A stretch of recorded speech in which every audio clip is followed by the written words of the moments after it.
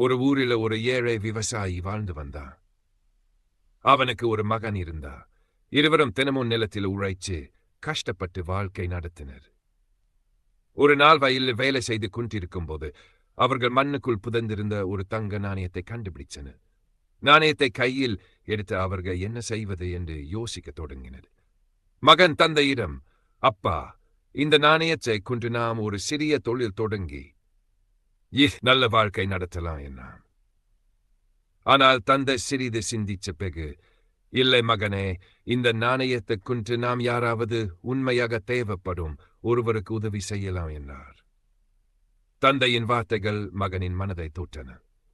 தந்தையின் பேச்சை ஏற்று அவர்கள் அந்த நாணயத்தை கொண்டு ஒரு மிகவும் பட்டினி பிடிச்சிருந்த ஏழைக்கு புத்துணர்ச்சி அளிக்கும் வகையில் உணவுப் பொருட்கள் வாங்கி கொடுத்தனர்.